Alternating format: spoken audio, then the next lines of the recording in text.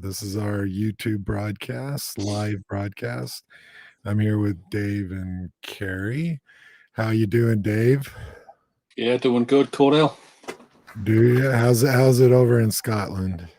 Yeah, dark and wet. Dark and wet. Well, we've had a lot of snow here. And Yeah, right. Carrie, how are you doing this afternoon? Good. Yeah, I was just telling Dave we've had a lot of snow here. And as you can see, Carrie's curtains there, Dave. It's nice and sunny out now. Yeah. In Scotland, it's all dark. So for today's show, we're going to talk about devices like the SB7. There's the SB11, the Ovilus. Then there's all kinds of ghost boxes. Some are called ghost boxes, some are called spirit boxes. And it's one of those things. I'm not sure where to start on all this. Now, first, here's my disclaimer: is that all these are just our opinions and our experiences, and our opinions are related to our experience. Second is, I want it known that we're all for testing new concepts, new supposed equipment, whatever it is. We've bought all kinds of stuff to test it. And so what we're going to put forward is our opinion and our experiences with these devices. So I'm going to let Dave, how would you first? You got a big smile. Dave has a big smile on his face. Go ahead, Dave. What's going through your head right now? Yeah, I mean, if you look at the ghost apps and the spirit boxes and the Ovuluses, you've just got this kind of it's a device which is, I mean, it doesn't work. It's absolute. It doesn't do what it's supposed to do because no one knows what it should do, right? Because I think in my view, this is my view, is that it's just an extension of the fake seance room phenomenon, like seances in the Victorian age, right? Where the kind of the pulled in gullible people, or people who had a genuine loss or whatever. It's just an extension of that through technology. It's they don't work, Cordell. I think you're on mute. Yeah. Yep, I'm on mute. Some people prefer me that way, but so now, Carrie, what's your initial thoughts on like the SB7, which I have now pictured? This is the original SB7. Go ahead, Carrie. I think as Dave would want to say, it's rubbish. For entertainment only, Yes. Yeah, it's. I think we've kind of hit on this before. It's that you get a noise that comes through or a brief second from a radio, and I just love this. Oh, that's the same voice, so it's definitely something paranormal. Or you can't understand anything. It's just a nuisance. It just completely contaminates everything else around that should be trying to capture evidence, like other audios, cameras, and that it's no one agrees on what's being said. And I just think it's just a fun entertainment thing if you want to play and scare yourself, or if you're not into the paranormal world, it's like the Ouija board. It's just something fun to play with, and you can scare yourself or think you're carrying on a conversation with someone you love that's died. And that's the hardest part for me, is to see people buy these things and then really, really think that they're communicating with somebody, and that, so no, rubbish. Thank you, Carrie. So to start off with, and this is what we're talking about, Dave and Carrie just summarized, is I have a picture of it, SB7, and what it is just an FM AM radio that has a scanning function, and you can speed up or slow down the scanner, and it scans through channels, all AM, or you can switch it to FM. And we have a couple of them because we bought them and tried them because that's what we do. We test and try everything. I'm willing to, because guys, sooner or later, somebody, even just pure accident, might stumble on something that actually works well and actually does it. Now, having said that, so I'm going to ask both of you this question, because here's my thought. I think there's a potential that frequencies could carry uh, these type of voices, call it voices of the dead. I think there's a possibility, because if, and I'm saying this because with the concept of things like people claiming that dead loved ones call them on the phone after they dead, that goes back 100 years, 120 years. And the possibility of voices being carried across electronic transmission. I think it's possible. I'm not saying this works that way or can. So we'll start with Carrie this time. So which do you think it's possible this could work? Yeah, possible. But, for me, take out all of that background, unnecessary static, all this crap you can do to it to change it. Like we talked before, the echo, the reverb, just take all that crap out. But is it possible? Yeah, but not with that thing. And I want to add, thank you, Carrie. Good take on that. I want to add, it's possible, but then again, if it's possible, how would you prove it? That's the other part of the question, right? So, Dave, what's your take on that? Is it possible this could pick up ghostly voices? No. Okay. I think, and I know we've discussed it before, Coyle, is that in order for to develop technology to measure something, you need to know what you're measuring. No one knows what this phenomenon is, even if it is a phenomenon, right? So for people or for companies who can presume to know and therefore develop these kind of gadgets, I think it's not right. I mean, that could work just in the same way as when you turn a car radio on, a ghostly voice would come through. So if it can come through the car radio, then absolutely it would work. So are you talking about, Cordell, are you talking about the SB7 or in general?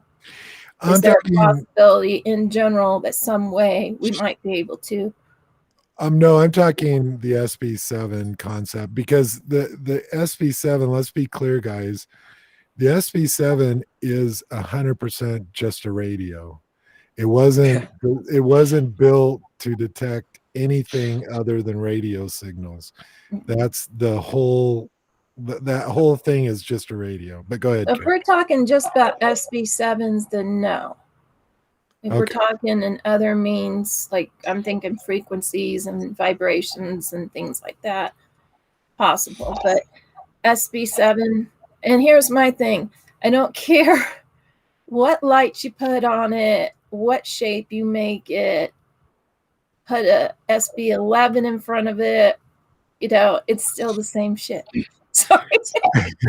It's just differently, but it's the same shit. Well, and the reason, because right now this first section is just the SB7, and Dave and Carrie, here's what we're actually talking about: is this device? It's a radio. It was built to be a radio. It was built to pick up radio signals. And Dave, you already spoke on the fact about a Geiger counter is built to be a Geiger counter. It's not built to pick up ghosts, right? It's built to be a Geiger counter. This is built to be a radio. And therein lies one of the problems is people are selling these things for $50 to $80, these SB7s. They're making probably a nice little profit. They're really cheap. If it falls and hits the floor, odds are it's going to break. we have found that out many times. But even so, I guess what I was trying to get at is even if it can pick up ghostly voices or voices of the dead, how would you ever prove it? Because it's a radio. It's designed to pick up radio signals. And again, we're talking just the SB7 here or SB11. How would you ever prove that was a ghost, an actual person of the dead? Because it said John and your name is John. I mean, that's not proof, right, guys? But anyway, what's your take on? Oh, go ahead, Perry. Yeah, so it's definitely not a piece that you can use as evidential. It is not a piece of equipment that can be used for evidential. Just throw that out there. Dave, we're getting some feedback from you. We're getting all of a sudden feedback from. Yeah, so it's not something you can use as an evidential piece of equipment. Throw that out. And there was someone else I was going to say. I forgot. For me again, yeah, because it worked fine before. Oh, yeah. Nothing that we have. You have to know. We're here like they said, what you measure. How do we know what a spirit, how to measure it? So everything that's out there basically is just experimental toys, you know? That sounds better, Dave. Oh, Dave's having some technical issues. He does live in Scotland. So how's that? Can you hear okay? Or? Yeah, can you hear me? Yeah. Okay, great. Sorry, you'll have to live with the earbuds, I guess. So yeah, I mean, this is the problem with this device is that one, there, and I've said this on many shows, there is no such thing as a ghost detector. There's not one pure device. And Dave, do you want to explain why that is? Because I think your background is in engineering, so why don't you explain? Yes. So coming from an instrument background, you really need to know what you're measuring in order to effectively measure that and convert that into a format, a display or whatever.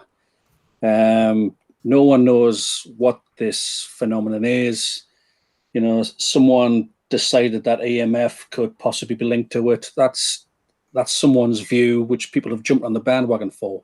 No one knows what this phenomenon is, even if it is a phenomenon. So there isn't any device out there which can detect ghosts.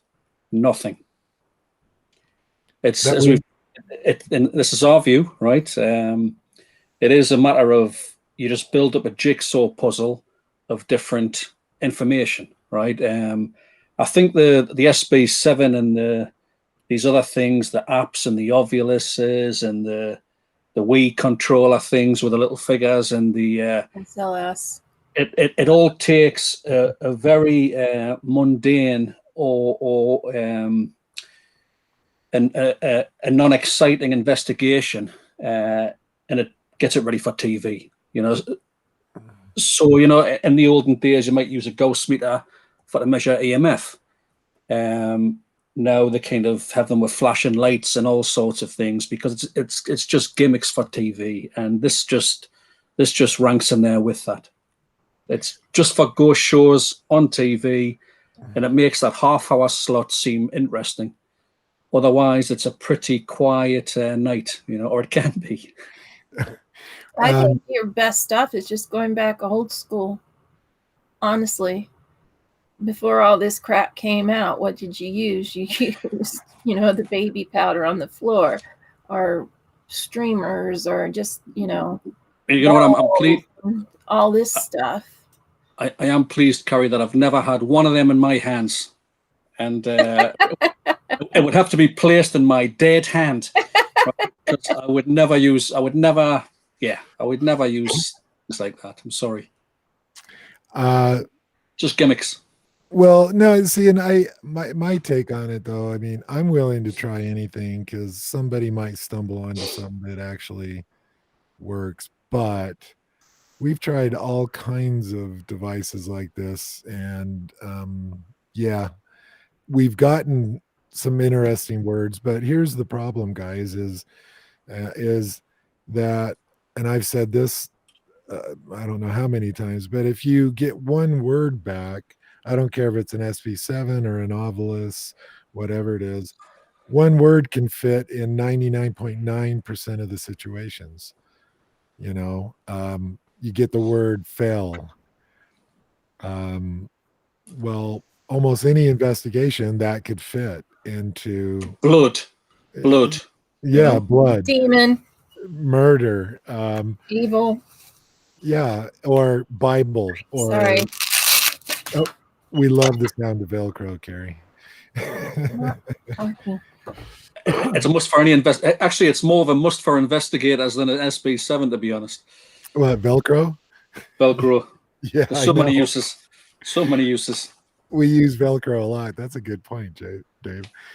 No, and so the problem is with like the SP7, it's a radio, and if you believe that it said something that fits into the circumstances, odds are one word will fit in 99.9%, two words will fit in 98% of the situations and contexts, three words will probably fit into 90%.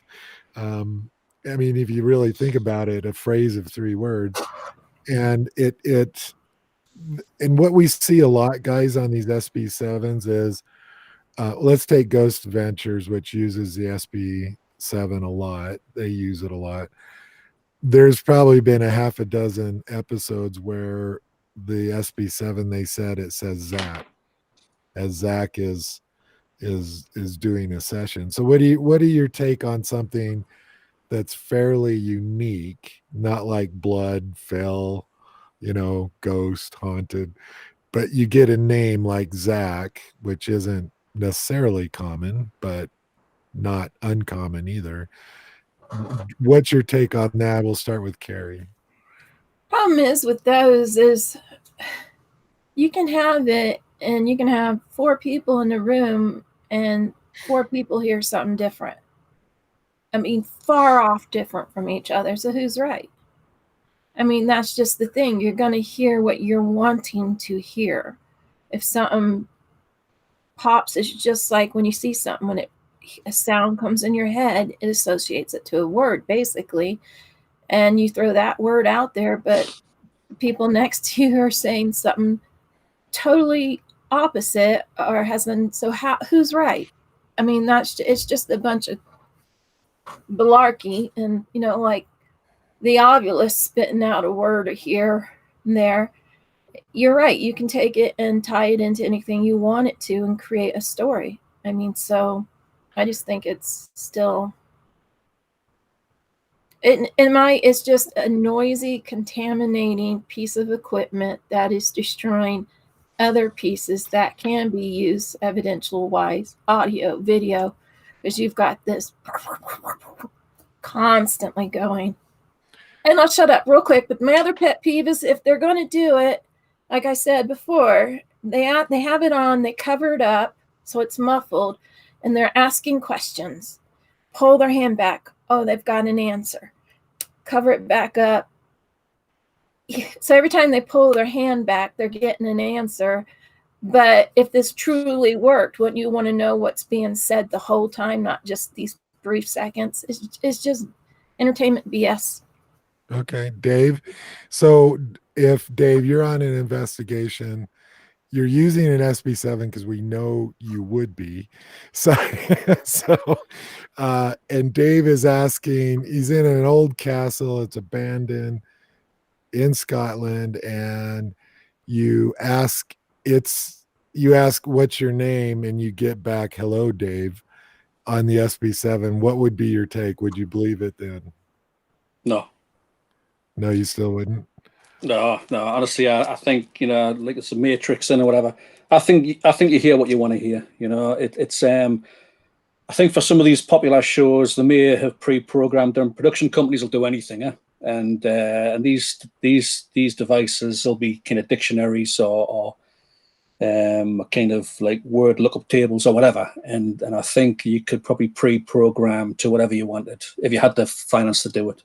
So my view is no, it's a radio scanner. It scans waves and it gives you snippets, and people interpret those snippets. People could hear a name when it's not really there. Yeah, I don't. It's something I would never use, never have used, never will use, unless someone puts one in my dead hands and takes a quick photograph. No. Well, no, I'm trying to figure out how to logistically do that. If you, yeah, I'll work on that one. So, Honestly, Cordell, honestly, it is, you know, I think when you combine orbs with SB7s, people have fantastic investigations. I mean, there must be so much paranormal activity happening, and I think the sad thing is, or the disappointing thing is that a lot of people fall for this kind of these gadgets, and yeah, it is like when I started, it was tape measures and string and blimmin'. It was baby powder for the Balls, yeah, baby powder. bells, Like, yeah. it was just like kind of thread, you know, across doorways, and it was just like kind of things to try to identify of a physical nature. It's changed with technology, but I think technology has a way of giving you what you want to hear or see. I watched just last night, I kept flipping through shows, YouTube shows, and these people, every single person was basing their investigation in these great locations. And you didn't see any of the other equipment, everything was based off of an SB7, an Ovilus, or the Ouija board. And that was their pure 100% evidence and proof that, and I was, you know, you can't watch it without just wanting to scream, or you like saying things to them like, this is ridiculous. So I go to another, they're all doing that. This SB7, and everybody are presenting this as pure 100% evidence. And I just think that's a shame. I mean, they're not an investigator. They're not. They're just. Well, that's the question I was going to ask, Carrie, because you brought up a good point. Because it's because let's face it, any device out there, you can throw it out there, put a sticker on their ghost detector, and sell it for 150% markup, and so there's that aspect of it, right? There's the let's make some money selling these things and claiming that it detects the dead. And then there's some in the paranormal that's all they use. And that's an interesting thing, because as you were talking, Carrie, I was thinking, is it strictly for the entertainment value, the quick and easy? Is it kind of a laziness that you just throw an SB7 for an hour and you pick up 10 different words, and you go, oh, well, it's haunted. We picked it up, and you don't have to do any other investigating, right? You don't have to put any work into the historical fact. You don't have to do anything, because there it is, right? Does that have something to do with it? Instant gratification. There you go. That's, I guess, what it. Yeah. And I think Dave and Carrie, I think that's a big part of it. You know, it's like all the ghost apps on the phone. Most of them are crap. They don't work at all. There's nothing behind them in theory or actual functioning.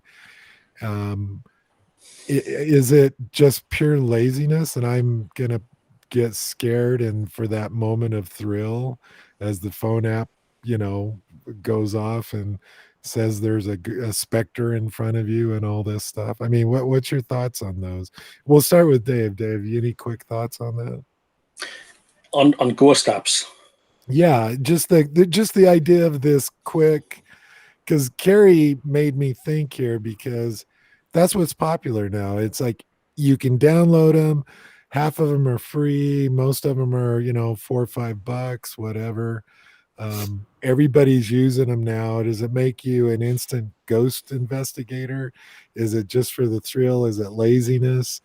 Why are they so popular? So we'll start with Dave. You know what, Carl? I don't know how many investigators actually know how to really use their instrument, their equipment. Who may not even know what EMF is really, but they've heard the term. I think for the likes of Ghost, I think I'm not saying it's a generational thing, right? But I think I think that people get bored very quickly if there's nothing happening, right? And they'll move on to the next hobby or whatever. We've been in this for years. We've been sitting on locations for weeks, and obviously not weeks consistently, but kind of some of the investigations we've done 2 years, and we may have caught there may have been activity for I don't know, 10, 20 times or whatever. I'm not sure. And when that activity occurs, it kind of seems to reset everything that happened before, and then you're building on that for future investigations. You think it's going to happen again, and it doesn't. I mean, paranormal investigations are not like that at all.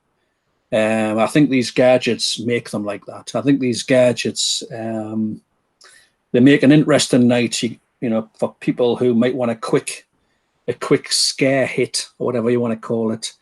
But if you're really trying to, and I'm not saying it to the serious investigator, because I mean I'm not sure if it's a pseudoscience or whatever, but for the serious investigator or people who've been doing it for some time who don't watch these TV shows and all that stuff, I think patience. I think one word, patience. I think that word kind of sums up a paranormal investigation. You've got to have patience. You've got to record data.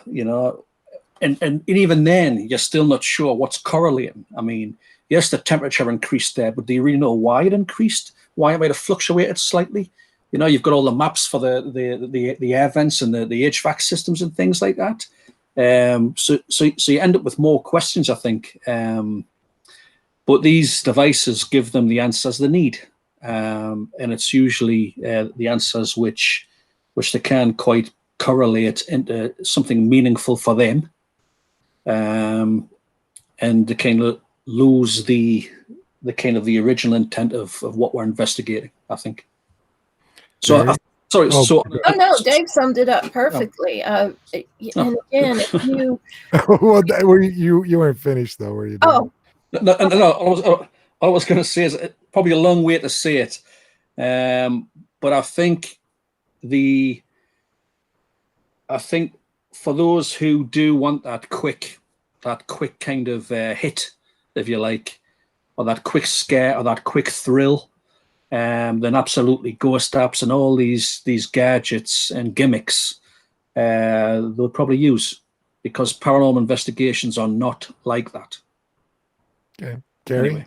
Okay, yeah, no, Dave, we talked about this on Tuesday, and I almost said the same thing Dave did.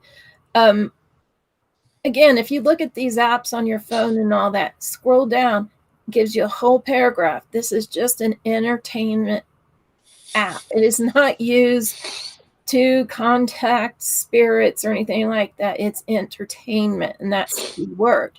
By watching what I've seen and all that, people are trying to explain a piece of equipment and they have no clue. Or they're saying there's diary of the mouth that the next person said. So everybody's passing this along, saying the same thing, and it has nothing to do with what you're actually using or what the correct, like EMF and all this other stuff is. And I'm like, and even my husband and that's like, well, what are they saying? Because that's not right. And I'm like, so they're just kind of, everybody's saying the same thing. They're not taking the time to try to understand what we're looking for, or definitions, or what causes the natural process of things, and so forth. And yeah, it's a quick entertainment. I'll give you a quick thrill type thing. You're holding a tour, investigating places. They're renting these devices out for $5-10, to go hunt through a building or whatever. So it's a quick money maker, an entertainment thing, and has no value whatsoever. And you're right. How long do we sit there? And it's like for hours, nothing happening. These people go in and it's instantly 5-10 spirits talking at once. And well, the only time I've had 5 or 10 spirits speaking is when I had a lot to drink. and then they can send them to the afterlife. Oh yeah. It's a great night. You photograph all these orbs, you get all these voices through the spirit box, and then you send them to the afterlife. But hey, we'll be back next week to do it again. Yeah. The power, so much power. Oh yeah. Well, I think you both had some good points there, and I think part of it's instant gratification, and because whatever you put up on YouTube has to be entertaining, and it has to be quick. You got to shove a lot of stuff in 10-20 minutes on a broadcast, and there's nothing better than lights going off, garbled voices, and somebody freaking out and going, I don't know, I'm out of here. That's great entertainment. The devil talking. It said evil. It said. And here's the one thing, though, to be fair, I would, if somebody wants to go buy an SB7 or they have one, go ahead and use it.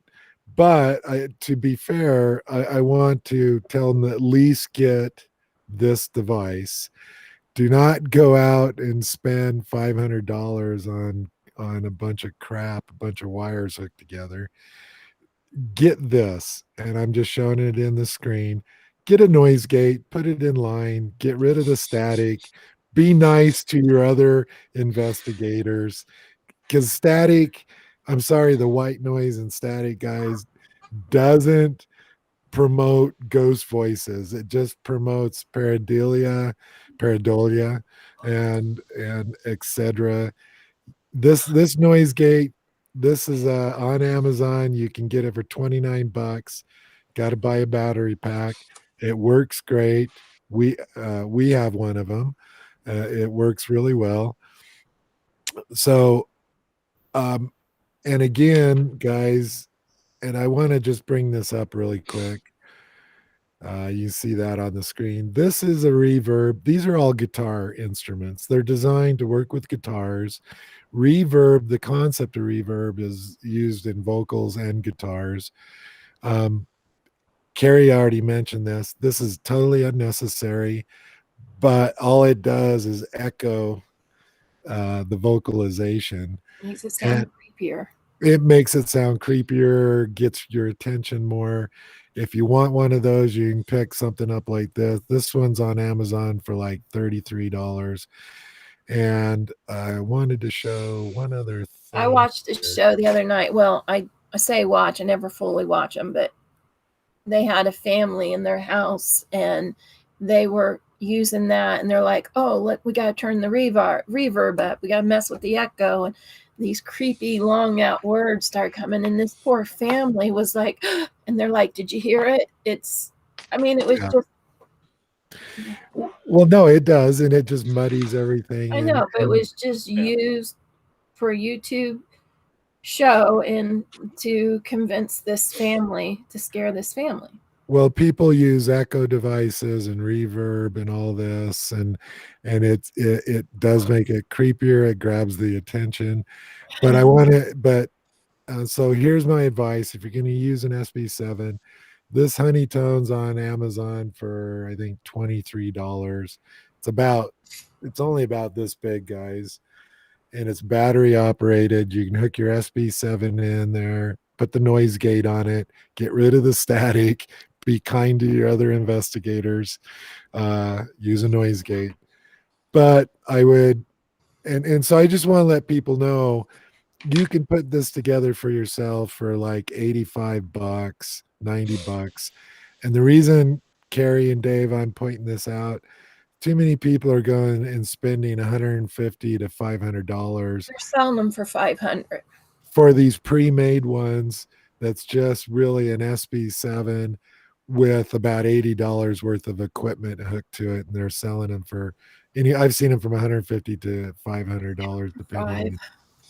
Yeah, and I put one of these together for Carrie, and I think it was like $85, and it works fine. You got to get some battery packs, but so if you're going to use one and you believe that it works and you're determined to use one, at least get a noise gate on it, use headphones, because like I think Dave pointed out, nothing ruins an investigation like an hour of SB7. Have other equipment there to help back things up. Audio, if you can get rid of that. Videos is something visually going to happen at a time. I mean, you can't just have that and that's it. Right, exactly. The next thing I wanted to talk about, guys, because we really kind of just hit the SB7, the whole radio devices became popular quite a few years ago. I think it was 5-6 years ago. The SB7 started showing up, maybe 7 years ago. Is then you had stuff like the Ovulus. Sorry. Katie? She was trying to jump scare. Oh, okay. So I've got my headphones in. I can't hear a thing, you see. oh.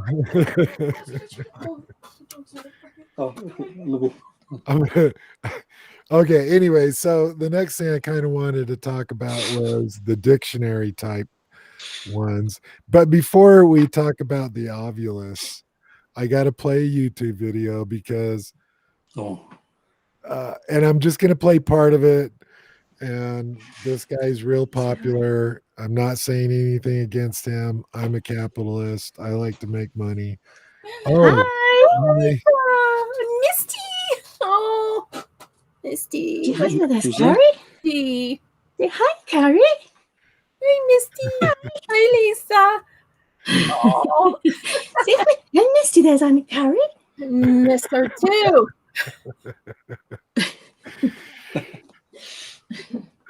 I was hoping for a Scottish sounding bark from the dogs, but it didn't happen. The dogs are probably Irish, Carrie. They're It's okay. So anyway, go ahead. No, so this kind of disturbs me in some ways. So I'm gonna play it. And he's got a big following, and sorry, Cordell, it disturbed you in what way? it disturbs me that how easily people want to believe this. And so I'm gonna set this up. It's a human condition. I mean, it's been like that since people started losing loved ones. Yeah, okay. It's tangible. People want to hear or see things So this guy is his channel is Life to Afterlife Spirituality Series. He's got a whole bunch of these. He created this, I guess, this spirit radio. But I'm not going to say anything else. I want you guys to listen to this, and he tells you exactly how it works. Then I want your take on it. And like I said, nothing against this guy, because maybe he really does believe all this and he's sincere, and if he is, great. But these are all being used on every paranormal TV show. Well, here I'm going to play this. Okay, here we go, guys. Yeah, he has a session with Jesus here. So spirit box session with Jesus. And like I said, he'll tell you right here how this works. So, and I'm just going to play a couple minutes and then we'll talk about it. In Earth years, can you give me a number? How old are you? Did you help us come see the light? Or did you come Sorry. help us?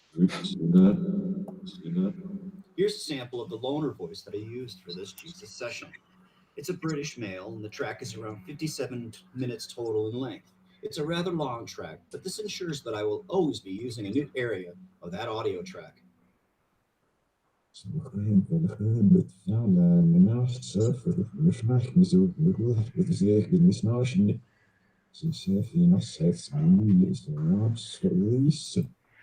Okay, guys.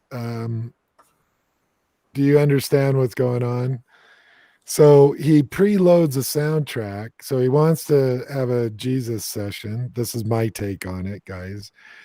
And so he uses a British soundtrack that's played in reverse because he believes in reverse you'll get legitimate responses that you can't be debunked because you heard some of his responses, right?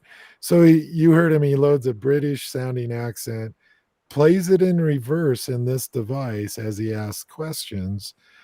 Now, I don't know about you guys, but I did not understand an effing thing that thing said that correlated to what he printed on the bottom there. I honestly didn't, not one. I'm old. My hearing might be bad, but I didn't understand one friggin' thing. It didn't correlate to what he said. So I'm gonna I'm gonna go get me a soda pop while you two discuss this. Oh, But be kind to each other because don't walk on each other. So we'll start with whoever wants to start first. Raise one finger. I'm gonna say just real quick. Okay, No, Carrie. I It'll don't be quick. understand a word is being said. I was too busy thinking, oh, how many people are buying into the lights that are going and how he's made it look all like something's happening because this light's going or this light's going or whatever. So it's a visual thing. It's distracting you visually. And it's just crap. It Hi, You know- Fright Plays. Is that Katie? is. Hello. Hi, Katie. I think I'm speechless. I'm absolutely speechless. I've seen it. I thought I had seen it all. And I mean, yeah, I don't know. I'm not sure what Cordell's watching, by the way. I can't watch these. I really can't. Finding these things. Yeah, I've got nothing to say on this. It's I'm not even going to waste breath on it. To be honest, it's it just, you know what, it kind of highlights the sensationalism required for a TV show. Hi, Bob. I think it does. Yeah. It just highlights that sensationalism of what's needed to, and it'll probably sell. It'll probably sell very well. I was going to say, do you realize that the people who are making these devices, if you want to call them devices, I call them toys, they're actually in works with these people who do these shows. So the show plays it, they get money for whatever. So they're hand in hand in doing this. And did he say he was picking up Jesus in America? Is that what he was saying? Or I didn't understand a word he said. Oh no, I couldn't understand a word that was coming out of that box thing. I couldn't either. And then when he was playing it back, sorry. Yeah, but no, they're all Cordell's watching. Yeah, I'm not sure what Cordell's watching, but I mean, if that, yeah, I don't know where you found that gem from. Hi, Katie. She's going. Aye. Yeah, neat. Yeah, I think to be honest, I think and this is, and just to reiterate, this is our opinion after doing this for a number of years, and this is just not for us. Coyle, what are you watching? He went outside. Your glasses are tinted. I know. I went out and got Quick smoke. No, Uh, mail. On a Sunday Yeah, because I didn't during get a podcast. I didn't get it yesterday, and I'm You had to get expecting it during a podcast. So anyway, let me play a little bit more of this. Just so Sorry. Right. he's got 150,000 views, which amazes me. But And you're one of them. for I this, choose not to use apps, but that doesn't mean that I don't like them. I've tried using forward voice, but it just became too confusing for me to discern. With this and most of my sessions, I prefer using reverse voice because it's truly inaudible, and if I get a message, it prevents a false positive. okay. And then audible, you can make it sound like anything you want it to. Well, no, wait. This is the same principle. I'm old enough to know, like the White Album played in reverse has all these hidden messages. They're not hidden messages, guys. That if you play a string of 30 minutes of audio in reverse, you will hear words in it, Oh, period. yeah. That's like playing Ozzy Osbourne backwards. He's telling you to go kill yourself and crap, you know? And so I wanted to play this. And by the way, to answer your guys' questions, this is the, I looked, this came up when I was looking for spirit box sessions. And I went, what is this? Jesus. He talks to Jesus. So I had to, yeah, who wouldn't, right? who wouldn't want to hear this? 160,000 or whatever, 180,000. But to me, this is the antithesis of the problem here, guys. Is you heard him, he goes, well, he gave up listening to regular audio tracks because it was too confusing, which tells me because he wasn't getting the messages he wanted. So he plays it in reverse. And again, any album out there, you can play in reverse any vocals and you will get strings of words put together. You'll hear them. And so, but this is what's out there, and I'm just fascinated. Is it because people want to believe so badly? Is that why? Yeah. I mean, and so if and this guy might be totally sincere, he might totally 100% believe what he's telling everybody, but this is the frustrating part, guys, with the paranormal, is this stuff has made it into the paranormal, and that's what worries me the most, because there is nothing behind it to justify and to say this is legit. There is absolutely nothing. There's no evidence whatsoever, but it's the perfect route to go. It's like the SB7. You can't disprove it because there's nothing there to disprove. Fright plays. So anyway, Dave Carey, one at a time. Dave, go ahead. What's your thoughts on it? We got Bob here, and we got Carol, we just spoke about it. It's just sensationalism. It is just it's just what we've said. It provides someone that it provides someone that, I mean, it's Jesus. Who wouldn't want to listen to Jesus? I think in this aspect, and this is my view, it's complete exploitation, and yeah, I've seen it all. I thought I had seen it all, to be honest, but this is kind of new. And is there any other famous? I mean, is he actually based in America when he's picking them up, or does he travel to Jerusalem? Or no, he's got Buddha here. He's got Tesla, Robin Williams. Well, do you want to put Buddha on? See what Buddha's got to say.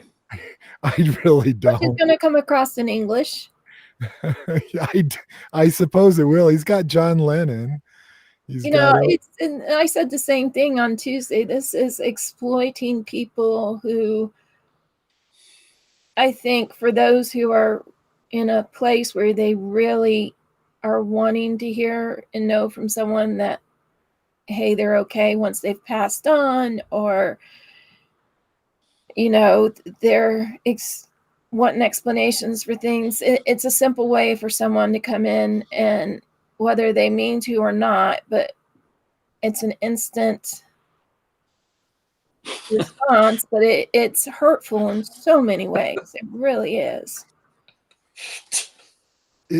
Dave's lasted Oh, Derek, you want to get hold? Derek, Sam. Derek's no longer here, so we'd have to talk to Derek to talk to Sam.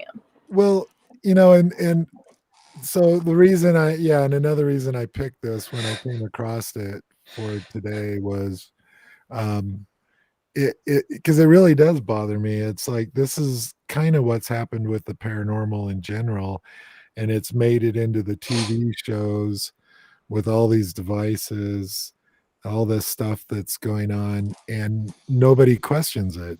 I mean, I'm sure there's probably thousands of people that question it, but their voices are drowned out, right? I mean, this is becoming the norm in the paranormal, is all these devices like this. And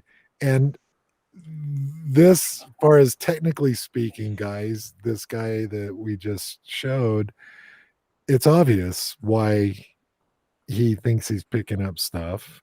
Because if any of us, well, no, I mean, if any of us designed this, we could hear words also. Honestly, Cordell, right? It's. I mean, you couldn't hear a word, right? And I'm sure it would be Aramaic or something like that if the figure called Jesus existed, right? That's just. But what we have found is, just in our investigations, we have found that language or the EVP language is quite locational. Picked up English voices in England, Scottish voices in Scotland, American in America, with the hint of Irish and things like that. I mean, yeah, I'm baffled. I'm just baffled. So it does come with a translator in them too. Well, that's true. Yeah, I'm just kind of concerned, because where does this end, or does it? I mean, and it's funny because this is the other part that bothers me, guys, because legitimate paranormal groups with really good, potentially legitimate evidence gets drowned out and lost in all this crap. And it takes time. It really takes time. Honestly, Cordell, I mean, this like the paranormal business is big money, and a lot of people will want to exploit that and get in on that, and therefore legitimate groups, good with good ethics, will just get side railed by these idiots. I mean, how many locations have been lost to a good team because these people go in with this, and it gets out of hand, and they make these claims and all this, and it's just destroying for those who are in this for the long haul, the boring investigations, to the monotonous hours and hours of reviewing to find nothing, or to find one thing, where you can go in with this, charge some people to go in with you, and have a response for everybody that's there with you. And it's, well, yeah, and I would add to that again, my concern is that all the legitimate ones don't get the exposure because it's not flashy. It's not, somebody with 10 minutes of video on YouTube claiming a demon with all chairs flying across the room and voices and being pushed down into a wall that's all fake will drown out all the legitimate evidence, all the legitimate paranormal groups. And I guess that's what bothers me, guys, is because, and now it's everybody with an iPhone or a phone, Android, don't mean to disc Androids. iPhones are Androids. Got to be equal here. They're all of a sudden instant paranormal investigators and instant YouTube, with 500,000 views. YouTube sensation. Yeah. And that's what really bothers me about all this. It Yeah, is sorry. good. Go ahead. No. Yeah, I flip through at night trying to find, investigations and things to watch. And I want we're sitting down in audio, we're sitting there for 20 minutes, hour, whatever. I want to see those, but you can't because everything you turn on is instant pulling out an SB7 and Ovulus. And it's just, and it's like, is there not one out there that's taking you around, showing you, and you just sit there and watch whatever and listen for an hour, 2 hours? I mean, the true investigating ones are, like you said, they're not there, or if they are, they're so far out of people's sights and minds because of this new sensation. Honestly, Carrie, if we presume to know what this phenomena is, right, and then we could measure it, we could develop a lot more than SB7s and all this. We could actually pinpoint in the area whatever that thing you were measuring was. So I mean, for companies who presume to know that these devices can detect ghosts, and once again, no device can. Just want to put that in there. Then, if you know what you're measuring, you could develop a lot more than what's being currently developed. And Dave, I want to add that's actually a good point because everything is really based off, because originally one of the big things that hit was K2 meters. And what does that spawn? That spawned all these other devices with lights that flash and detect EMF, right? The millimeter was created after a father who lost a daughter. Right, but on the same technology as everyday electricians use. That's the problem. He didn't actually create anything new. He just took what existed and packaged it differently. And that's the problem. That's what's happened with the K2. So now on the screen, because I don't know if you guys can see that. This is the problem. The ultimate ghost detector, and what it is, it's based off just a spirit box. Same concept. Just here's how you can build your own with all these bells and whistles and lights and meters. Fantastic. They throw a temperature gauge into it. They throw everything into one device. And yeah, and so what I'm showing on the screen is what we just talked about. Phone apps and just this long list of all kinds. Paranormal Puck. And here's my favorite one right here, just for the fact. The lights. Yeah, because Carrie mentioned it. I've seen them go for $1,000+ because they add crystals, they wind copper wire over an insulated audio cable that actually isn't hooked up to anything, not really anyway. And then they say, oh, this enhances it in the crystal, and then they add LED lights and everything's flashing. And I just I'm at a loss, guys. It's just gotten crazy. Look at all this. Because those were used on some of the syndicated paranormal shows. And it's gotten so, it's just inundated. Now, here's what I'd like to talk about next is the Ovulus. Because guys, let me get this off of the screen here. Because the Ovulus is really popular. We've tried them, multiple ones. I have the Paranormal Puck. You've tried them. Just to correct that, you've tried them. I wasn't part of that. We had one investigator who had really no money go out and buy one. And they were Fantastic. expensive. And we were like, it's just. Yeah, it's really expensive. What is So- Bob saying down here? Oh man, Oh, jeez. Bob, Bob, Bob, Bob. Bob. We love you though, Bob. Keep it up. Keep it up. No, the Ovilus is one of the most popular. It goes back quite a few years, and this whole concept that because they've gotten a little more advanced, obviously, technically speaking.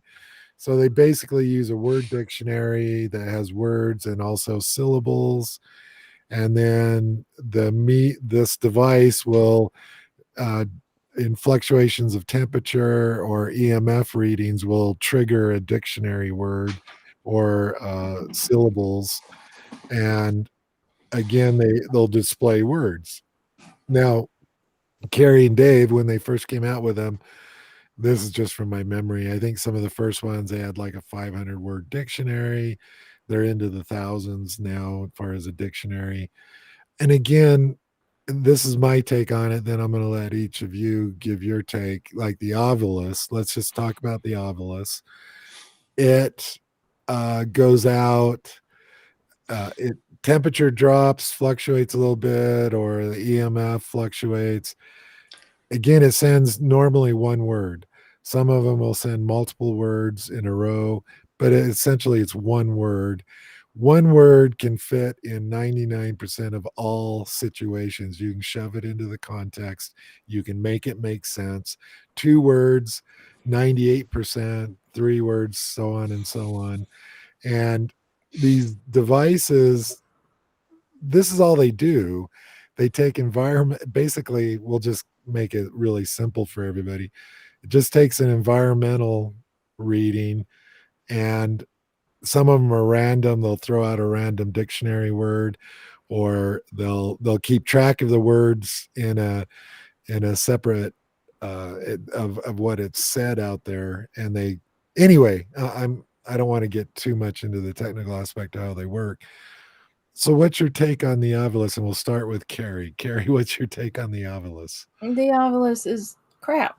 When it came out, if you think about it, when it came out, it really started tying into the bad things, the demons that are talking and all that, because everything that came through, started getting associated with, oh, we're dealing with a demon craze. Honestly, all that started coming through and supporting each other, and this thing starts blowing up. Yeah, or if you get several words, you can throw me each 3 words each, and I can put that into a meaningful something for me, or turn it around and create something meaningful for you. But they don't give you anything at the time. It's just a gimmick. And it's just another way to play on people. It's another way to scare people. I've never seen it work, and every time I've seen it or anything like that, now 90% of the time it's a demon coming through, or so I just think it's a bunch of crap. Entertainment, parlor games, what do you want to call it? Okay, Dave, what's your take on the Ovilus? Yeah, it's just an entertainment gimmick. I think you stand more chance of one of them Ghostbusters positron colliders, them backpacks that can shoot laser beams. I think you stand a better chance of one of them working than any of these devices. Vacuum. Sorry, I am working on one. I'm working. Positron collider, good. You should be.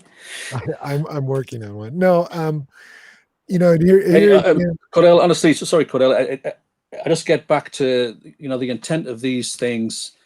It's sensationalism. It's just a kind of birth from these reality TV shows. I think I said the intent was to make money. Yeah, it just turns an investigation, which can be fairly quiet.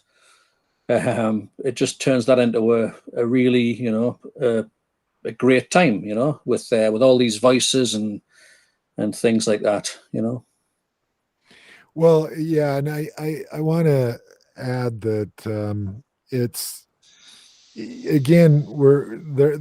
These devices are now on your phone, right? You can download a dozen different Ovilus applications. Most of them cost money, maybe just a few bucks, whatever. But again, and Dave, I'd like you to say something on this, because you said it earlier, and because there is no such thing.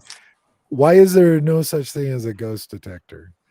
As an engineer, Dave, why is there no such thing as a ghost detector?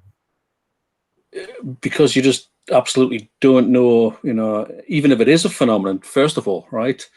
In order to measure something, you need to at least understand what you're trying to measure. And you develop that, and you develop the instrument or whatever to be able to measure that. To be able to measure that. Others saying that what ghosts or what EMF or something, or I mean, is that what they're saying? Honestly, there are no ghost detectors, full stop, because no one knows what it is, and even if it is something. So, and no, this is what I'll add is, and I said this to you earlier, Dave, is a Geiger counter is designed to detect radiation and certain types of radiation, and it took an engineer to understand the principles and the makeup of that radiation to design something to detect it. And the engineer had to know everything about that to design an instrument to detect it. And here's a good example, guys. REM pods, for example. REM pod, the what? no, just sorry. I was just saying, kind of geophones and things like that. Yeah. We seem to, it's easy to take instruments which measure environmental factors, and then you apply it to a ghost or a paranormal investigation. So you see lights kind of buzzing all over the place, and you assume it's a paranormal activity. And you know why that is? And that's a good point, Dave, because the reason it will is because it still will do what it was designed to do, and that is detect environmental conditions. Now, so here's my point: is that REM pod guys, they do work. REM pods work. They don't, but what they're designed to do is they'll create a magnetic field around the device. They detect disruption in that field. It doesn't say what was the disruption. A moth can disrupt, a ladybug can disrupt the field, or a walkie or certain frequencies can disrupt that field. But it doesn't tell you that it's a ghost. That's my point, a spirit or a dead person. Carrie, what's your take on it? Yeah, you guys have said it all. I'll just be repeating. Well, but in there lies the problem, and nobody seems to be honest about it. About that, this doesn't. Is that a ghostly knock, Dave? Yeah. Oh, I'll just be a sec. Okay. I'm muting Dave because I hate to hear Dave scream, and because he sounds like a girl, and it just really disturbs me. I don't want to hear it. Oh, there he is. Hey, I'm waiting for mine. My tea. So is that English tea? Yeah, there's a waitress service. I just thought I'd get some English tea. Yeah, all right. I miss English tea. No, and so guys, this is the problem I have is that, again, and Carrie's tired of me doing this, but still, this is one of our best devices. Your own physical body is your other good instrument, and video cameras. Oh, don't give me that look, Dave. I saw that look. A fine specimen my body is, and I trust it. Finely tuned instrument, Cordell. Yes, it is. It's finely tuned, and I trust what it tells me. So, and I think Carrie, me and you've had this conversation a lot, and but I'm really and like I said, guys, I don't mind trying anything. I'll try anything. I really will. We've tried the Ouija board, and I told Carrie in another broadcast last week. The first time I ever played the Ouija board, I was 7 years old. To this day, I've never seen it work. I've never seen it do anything in all those years, decades and decades. I've tried it hundreds of times. It's never worked. And why would you keep using something that isn't, because isn't the goal to be consistent, guys? Anyway, go ahead, Carrie. No, I mean, like I said, with Ouija boards and all that, I've got one sitting right there. Never worked and everything. It's a game. It's a parlor game. It's what it was created for.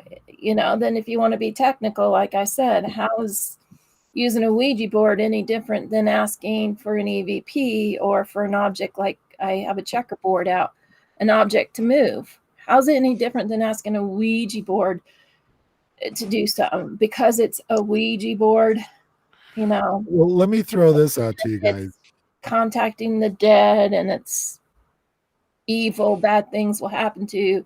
Say a prayer before, say a prayer after. And well, let me throw this out. Let's take the Ouija board and the Ovilus.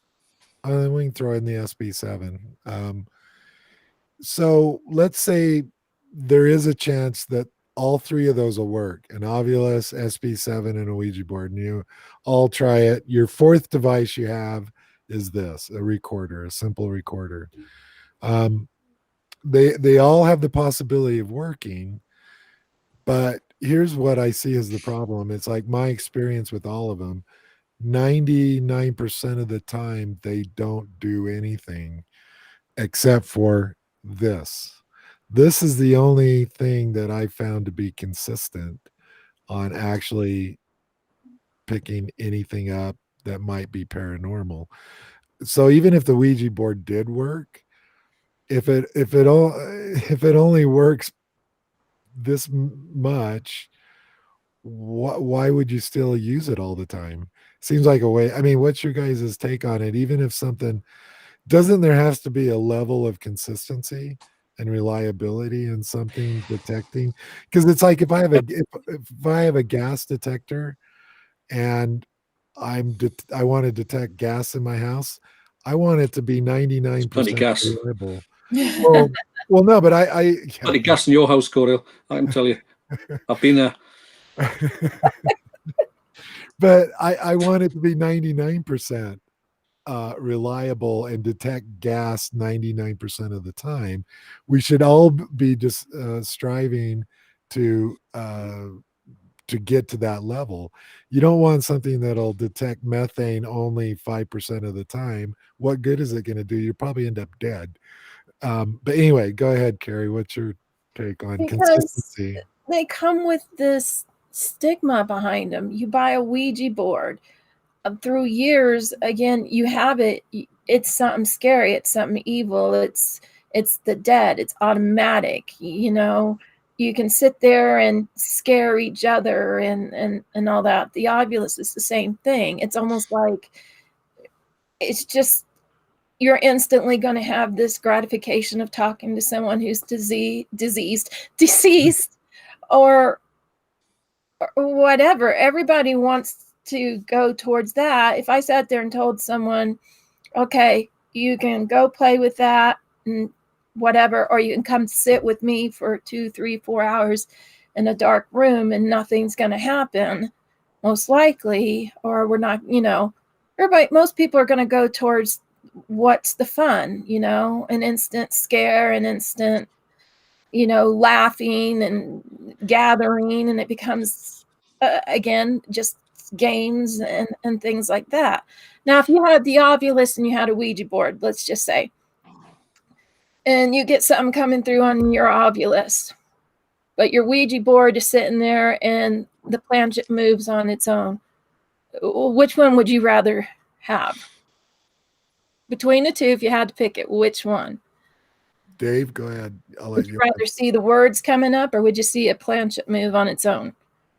It depends. If I was on a TV show trying to get ratings, Yeah, that's true. uh, But no, because if it was just So sitting sorry, because honestly, Carrie, I think all of this is purely for TV. I mean, it's just sad how the paranormal kind of investigation world or whatever has just become this kind of reality TV show, thing, where even the gadgets and gimmicks are designed for like to kind of maximize interaction. So the viewers feel that part of that, you know. So you've got these lights going off, you've got these buzzers and things, you've got all these Wii controllers or whatever they're called with all these fake figures moving around. I mean, yeah. You know, but the point is, what I'm trying to say with that is I'd rather see the planchet move on its own.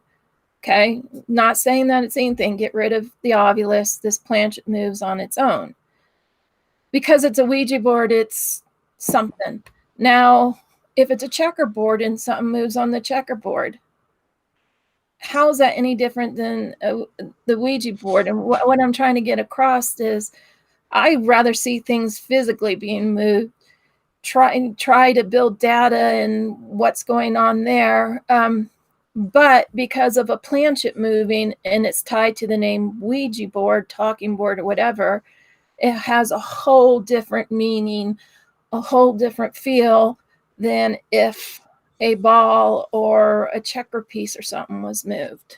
And it's just that whole, thing, names, type, Ouija board, parlor games and all that. They're just, people are drawn to that stuff. Honestly, you know what? I think if, and once again, these are our views. We don't mean to, I know people will be tuning out, if not earlier. If anybody views it anyway, I'm not sure. Well, debate us. But I think, it depends what people want from an experience. So some people might just prefer that kind of quick hit. I want to go into a location. I want to hear spirit box voices, or I want to see words come up on an Ovilus, or I want to see a planchet moving, or whatever. If that's what they want, and if that's what they link to paranormal activity, then that's up to them. It's just not for us. Not for us. Can't convince anybody. Yeah, everybody has their own views, but that's their cup of tea. That's fine. But the more you hear, the more you want it. I think people want it to be, and what you want to be and will to be. Actually, Carrie, even the SB7 comes with what it says is, as always, it is up to the user to determine whether readings are showing intelligent patterns that can be suspected to be of paranormal nature. So there's all these kind of writers there, just in case. So that's it's up to the user. Well, again, guys, it's like all the equipment, and we've said it 100 times. There is no such thing as a ghost detector.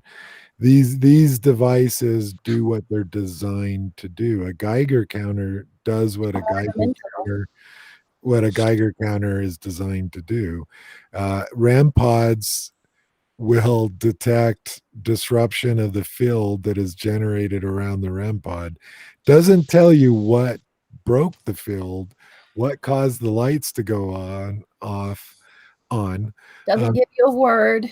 No, and an Ovilus is doing exactly what it's programmed to do, and that is, has a dictionary. Temperature drops a tenth of a degree, it throws out Bob as a word. And people go, I don't know a Bob. Was there a Bob here? Well, I have an Uncle Bob. Yeah. Oh yeah. My Uncle Bob. Yeah. And that's the way it works. Sorry, guys. And yeah. No, so it's funny because I wish there was a ghost detector, and Dave, you already summed that up.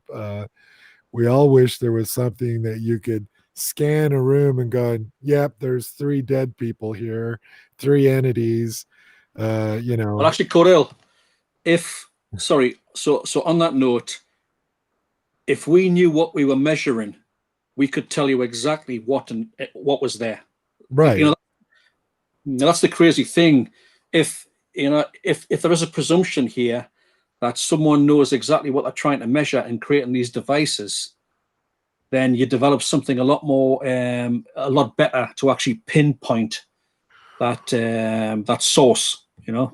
Well, and I want to say this one thing, is that I challenge anybody to prove that any device detects a ghost, because what I want to see is not the lights going off in an abandoned building.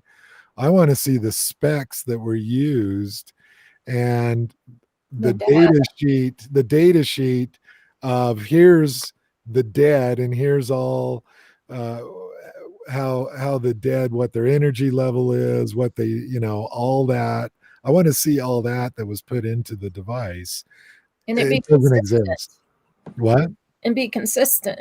Well, it doesn't exist because a lot of people say, well, here's what the dead is made up of. Here's what their energy is. Well, show me. Where did you get this information? They made the crap up. No, I think all we can do as paranormal investigators, is to use a suite of instruments, real instruments, and you build up a picture of what's happening in the environment. We don't know what's happening in the environment. You could measure your pressures and temperatures and all this kind of stuff, but you got to try to piece it together and try to correlate in that. All these things are shortcuts. It's great. Well, again, if somebody did actually design a true ghost detector, spirit detector, whatever, that would settle the argument. It would scientifically be validated that spirits exist, and they don't. It's the same people who send them to the light. Nobody's done it yet. Here's my pet peeve is when a team goes in, we know we've got your answer and we're going to make this person leave or whatever. Nobody has the answer. And the one thing I always tell our clients and I always say almost verbatim is we don't have the answers. We'll never have the answers. And if someone tells you they do have the answers, then roll your pants up really high because it's going to get piled high and deep in there because we don't know. You know how you get by so you don't have to roll your pants up? You do what Dave does. No, you do what Dave does in Scotland. You wear assless chaps. Assless chaps. Put a kilt on. Get your wellies on. No, to be honest, and I think most clients appreciate that honesty that we don't know. We've been in locations for 8-9 years, and are we any closer to having the exact information? No, we don't. We don't have it. So when a team comes in and they do this, we've got 100% proof. We're going to go present this. And that just pisses me off. It really does. So I've got a question. I've got a counter question for you two, right? If you, I'll start with Cordell, right? If you could give advice to a new paranormal group or a just starting paranormal investigator, what would you tell them? Well, my first thing would probably be forget about everything you've watched on television or YouTube. Just forget about it. And really, it's interesting, guys, because Dave, that's actually a fantastic question. I'm full of them. I'm full of fantastic questions.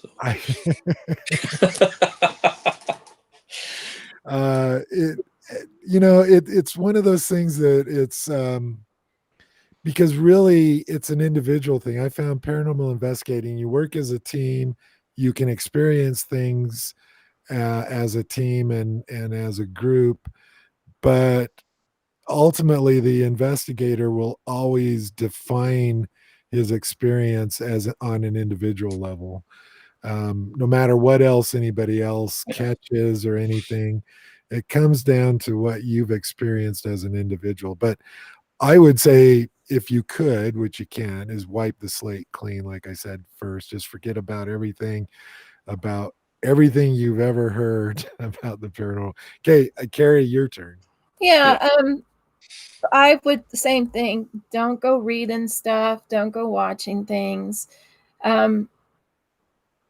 Know yourself, know your limits, what you're comfortable with, what you're not comfortable with. If you know you're going to be sitting in a dark room and you're going to get scared and all that, maybe that's not the best situation to be in to start off with.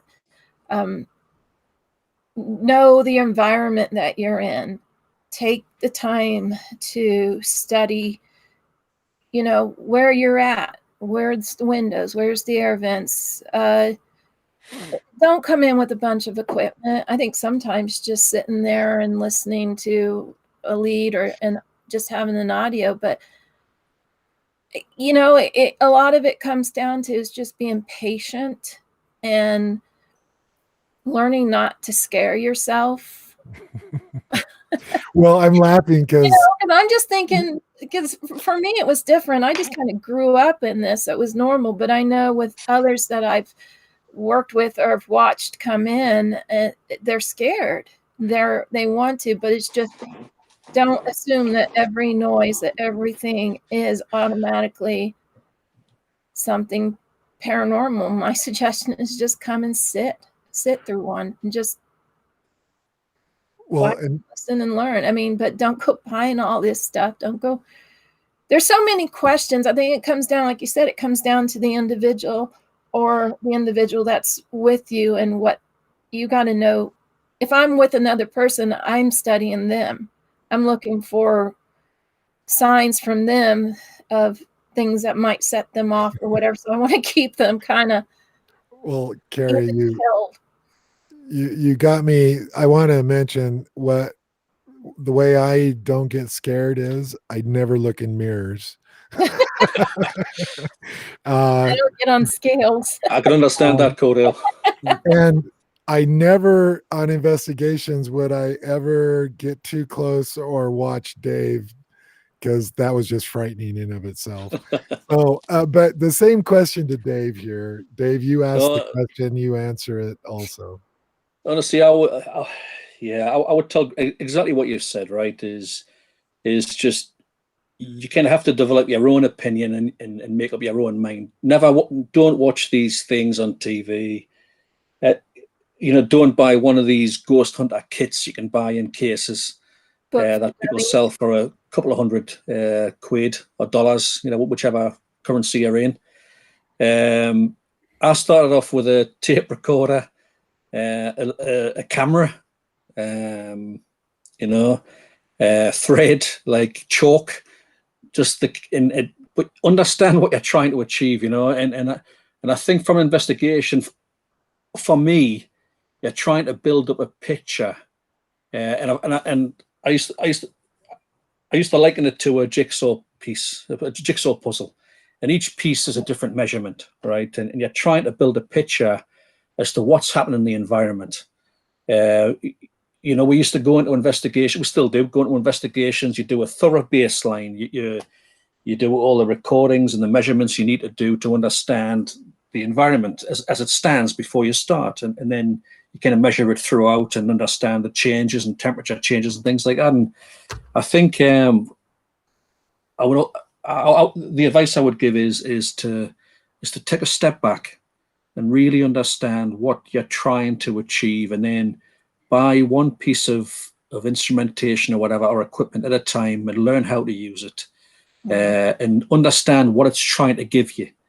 A Gauss meter or tri-field or whatever doesn't detect ghosts, right? It's not giving you that.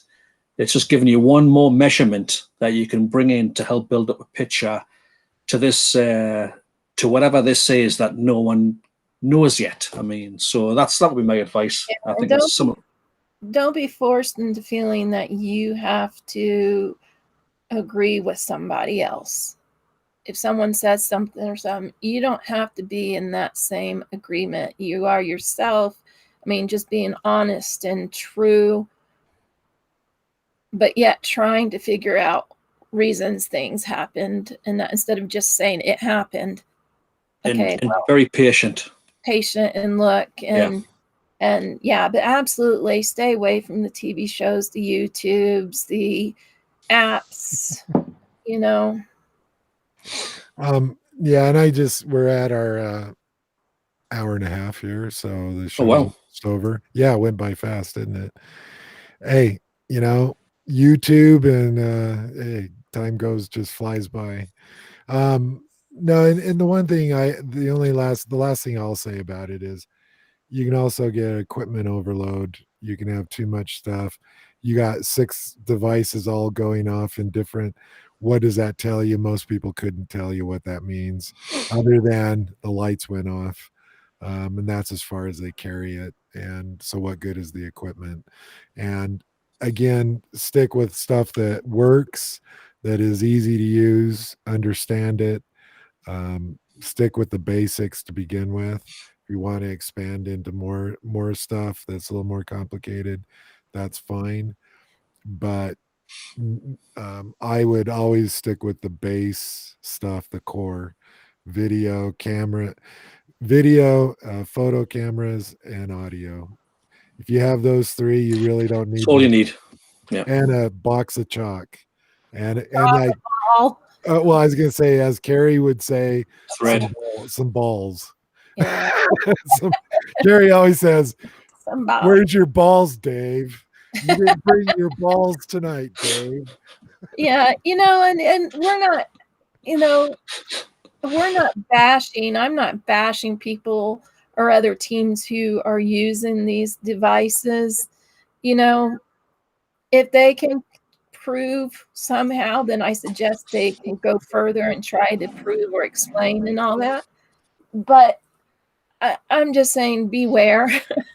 What's that buyers beware type thing? Well, I think it's also, what anymore, for a paranormal investigator, for us, it's about going in, investigating and all this stuff. But anymore, what a paranormal investigator is, we're sneaking into places and we're getting this instant. It's just not the same anymore. And I'm just saying, everybody just step back a bit. It's okay for it to be boring or whatever, because those moments where something does happen, those are exciting. Then your brain goes, how more can we get this or what? And then it just doesn't happen again. Whereas if someone's constantly happening, then you're just kind of like, yeah. So anyway, we're out of time, but I do want to say that all this new equipment, guys, I've not seen it advance. So sorry. What did he say? Oh, we all need an Uncle Bob. yeah, we all need an Uncle Bob who's fearless. Yes, sir. So the last thing I'll say is that all this new equipment, again, I don't see where it's actually given any more answers than we knew 15 years ago. I don't see where it's given anything new. It does what it does, and none of it was ever truly designed to detect a ghost. And that's the bottom line. And if you don't believe me, then give me the specs of a ghost to prove that it does. I've yet to see what the true specs of a ghost is. You got to have evidence. So confusing for everybody. Well, if somebody has specs of a ghost, I want to then send it to us. I'd love to see what the true specs. Hey, Cordella, if someone has that, we can design goggles to make you see it. Yeah. How's that? But you got to be able to back it up. You just can't say, well, it gives off this EMF field. Well, okay, where's your experiments? How did you come how did you come to this conclusion? Are you willing to put all the lights, all the fancy things down and just go back to the original old school audio flashlight vehicle and go that way? I would encourage or dare anybody, put that crap down. Well, you know what you remind me of just then, Carrie, because I think we can sum this up. I remember the original Poltergeist movie, and they call the university in, and the guy's going, "Oh yeah, well, back in Cambridge or whatever." I forgot the dialogue, but they saw a car move 1 inch over like 60 hours. Yeah. And then that's like what we're talking about, right? And then they open the door and everything's just flying around, going crazy. And they're like, that's kind of what we've been talking about. That's what's happened to the paranormal. Yeah, Because yeah, you look into that room, everything flying around, you can't make heads or tails of what's going on. And yeah, anyway, so when Carrie said that, that's what it reminded me of, was that scene. Now I wish I had that queued up and we could play that scene and kind of sum up yeah. That'd be good. the whole Yeah, thing. Anyway, we're done for this broadcast, and I want to thank everybody that stopped by, and anybody in the future that stops by and listens. And Fright Plays, thank you for showing up. Katie. Yes, Katie, even though food overrode watching your dad on the internet, but I understand. Um, and Robert, I'm going to call you Robert because officially, but it's Bob. Thanks, Bob, for showing up. And Yeah, cheers. we'll have Bob. For those that don't know, Bob is actually Dave's uncle, and that's why we can make fun and joke He's a around. hoot. He's a Yeah. hoot. And we all love Bob. Been on many investigations, part of Dave's Paranormal Pulse in the UK. He's also fearless. Bye, guys. Miss you. We miss you too, Bob. Miss you too, Bob. We have a lot of fun memories. We'll create some more memories. That's the goal. So Yeah. anyway, I want to thank Dave and Carrie and thank everybody. And in the future, if you watch us even a month from now, if you totally disagree with us and think we're full of crap, state it. I'm It is fine that, with yeah. it. It doesn't bother me at all. I've had the paranormal area is one area you can have any type of disagreement because most of it is unprovable. So you can pretty much just throw anything out there you want, right? Yeah. Anyway, It's, good. What? I was going to say all these experts in the field. What Yeah. field? Yeah, all the experts. Anyway, that's another story. But I really enjoyed the show, guys, and I want to thank Carrie and Dave for taking a chunk of their Sunday out. Dave in Scotland, Carrie in Perry, Utah, and but appreciate it. And I really enjoyed it. I enjoyed this conversation. It's one that brings out a lot of emotions in people, and people get pretty passionate about stuff like this. We do, as you could tell. We have our opinions, but again, guys, all this was just our opinion from our experience. Anybody, I'm a capitalist. I love money. I really do like it. And people want to make money, and other people are buying it. I would just caution the buyers, be careful, know what you're actually buying. Just because it was on TV doesn't mean it works. That's all I'll say on that.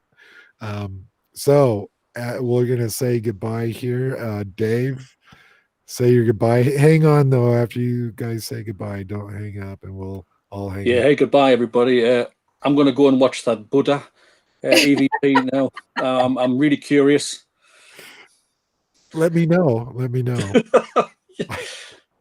I have a vision of Buddha might sound, and I suspect he doesn't sound that way on that. So Yeah. Anyway, Carrie, go ahead. Your turn. Yeah, I love spending this time talking with you guys. It's something we always did. We sit and talk for hours about this stuff. Yeah, if you got an opinion, share it with us. The only way we're going to be able to do anything in this field is we all kind of try to work together and learn and build data and question and be honest and so forth. So Yeah, good one. if you don't like what we said, tell us. If you do, tell us. Yeah, either way, it's fine with me. Good.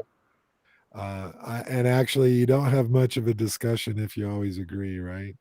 So anyway, I want to thank everybody. I had a great time, and Carrie and Dave, miss you guys. Anyway, we'll be out investigating. I hope Scotland starts the ball rolling on I investigating. hope so. As we can. Yeah. Yeah, it's just obviously this pandemic, we're just trying to see it through. Yeah. So Normally, yeah.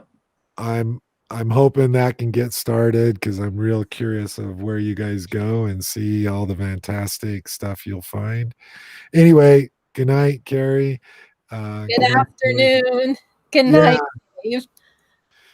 Good night. Good afternoon. Yeah, Dave's at nighttime. Me and Carrie. in Night, the day. Bob. Give Bye, Lisa. guys. Yeah, see everybody. Bye. Bye, Bye. Carrie, Dave. Bye. Right.